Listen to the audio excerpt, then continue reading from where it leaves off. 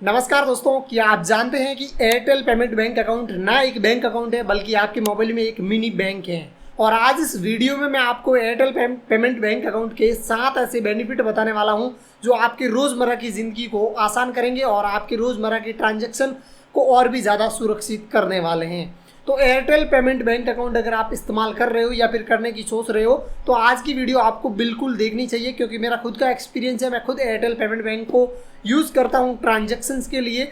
तो जो जो बेनिफिट्स हैं वो बताऊंगा, एंड एक इसका बहुत बड़ा नुकसान भी है, वो भी आपको इस वीडियो में जानने को मिलने वाला है।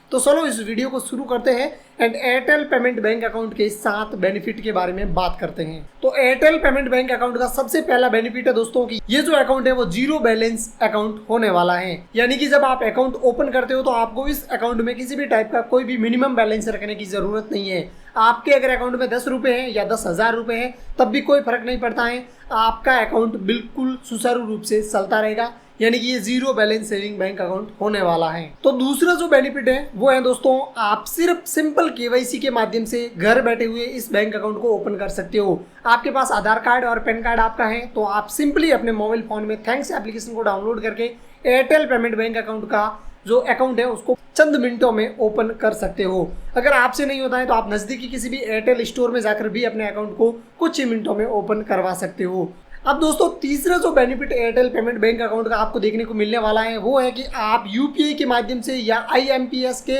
या फिर एनईएफटी के माध्यम से पैसे को ट्रांसफर कर सकते हो। जो कि अदर्स बैंक में ये फैसिलिटी मिलती है वो सेम फैसिलिटी पैसे ट्रांसफर करने की और लेने की फैसिलिटी आपको एयरटेल पेमेंट बैंक में भी देखने को मिल जाती है। अब दोस्तों एयरटेल पेमेंट बैंक का चौथा बेनिफिट है वो है कि आप इसमें डिजिटल या फिजिकल डेबिट कार्ड अप्लाई कर सकते हो। यानी कि अगर आप चाहते हो कि मैं डिजिटल डेबिट कार्ड के माध्यम से ठीक है किसी भी टाइप की कोई सब्सक्रिप्शन या कोई बिल पेमेंट करूं तो आप इजीली कर सकते हो। और अगर आप चाहते हो कि मेरे पास फिजिकल एक डेबिट कार्ड भी एयरटेल पेमेंट बैंक का हो तो आप कुछ छोटा सा चार्जेस देने के बाद फिजिकल डेबिट कार्ड भी अपने घर पर एयरटेल पेमेंट बैंक का मंगवा सकते हो, जिसको आप किसी भी एटीएम में इस्तेमाल करके ठीक है पैसे को भी विड्रॉल कर सकते हो। अब दोस्तों जो पांचवा बेनिफिट है वो है कि अदर्स जितने भी बैंक ठीक है इंटरेस्ट देते हैं उसी टाइप का इंटरेस्ट एयरटेल पेमेंट बैंक में भी आपको देखने को मिल जाता है। हालांकि कई ऐसे बैंक हैं जिनसे बेटर ही एयरटेल पेमेंट बैंक है वो आपको इंटरेस्ट देता है अगर आप इसके अकाउंट में पैसा रखते हो तो हाई इंटरेस्ट रेट भी एयरटेल पेमेंट बैंक के साथ आपको देखने को मिल जाती है। इसके अलावा दोस्तों 6 नंबर पर जो बेनिफिट आपको देखने को मिलेगा इस एयरटेल पेमेंट बैंक अकाउंट के साथ वो है कि आप जब भी रिचार्ज करोगे या कोई बिल पे करोगे Airtel thanks application Airtel account के माध्यम से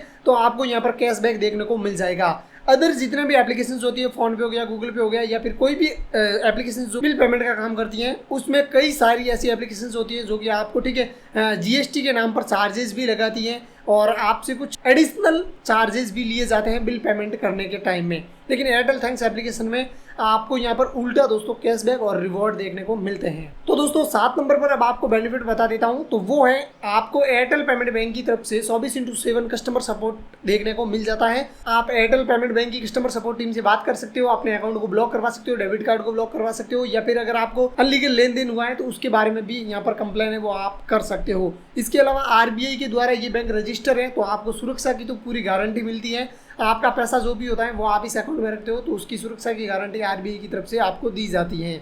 तो ये थे दोस्तों 7 बेनिफिट जो कि मैंने आपको बताए। लेकिन एक नेगेटिव पॉइंट जो कि मैं एयरटेल पेमेंट बैंक का इस्तेमाल करता हूं तो मुझे लगता है तो वो चीज़ है कि दोस्तों ये अकाउंट मेंटेनेंस के तौर पर आपसे 49 रुपये और कुछ 56 पैसे के आसपास कुछ चार्जेस काटते रहते हैं। यानी कि 49 रुपये और 56 पैसे के तौर पर 2 चार्जेस एक साथ में काटे जाते हैं जो कि इस अकाउंट के द्वारा काटे जाते हैं। लास्ट मेरे ख्याल से 6 महीने पहले के आसपास कुछ मेरा इस टाइप का चार्जेस कटा था। हालांकि मैं कंफर्म नहीं हूँ, अगर कंफर्म हो जाऊंगा तो स्क्रीनशॉट यहाँ पे लगा दूंगा। एंड अभी हाल ही में वापस से इन्होंने उसी टाइप का चार्जेस 2 ट्रांजेक्शन काटे हैं 49 रुपये और 56 पैसे के तौर पर 2 ट्रांजेक्शन और इन्होंने कट किए हैं। तो ये कि इसका नेगेटिव पॉइंट है, ये एक तरफ बताते हैं कि zero balance saving bank account zero balance bank account है तो दूसरी तरफ ये चार्जेस भी कट करते हैं। तो ये था दोस्तों पूरा वीडियो। अगर आपको पसंद आया हो तो लाइक जरूर करना, चैनल पर नए हो सब्सक्राइब जरूर कर देना। अगर आप एयरटेल पेमेंट बैंक अकाउंट में अकाउंट ओपन करना चाहते हो तो डिस्क्रिप्शन में लिंक डाल दूंगा, आप वहाँ पर क्लिक करके घर बैठे हुए भी ठीक है इस बैंक अकाउंट में एयरटेल पेमेंट बैंक अकाउंट में अकाउंट ओपन कर सकते हो कुछ ही मिनटों में। तो चलो दोस्तों आज की वीडियो में बस इतना ही, मिलेंगे एक और इंटरेस्टिंग वीडियो के साथ। तब तक दोस्तों जय हिंद, वंदे मातरम।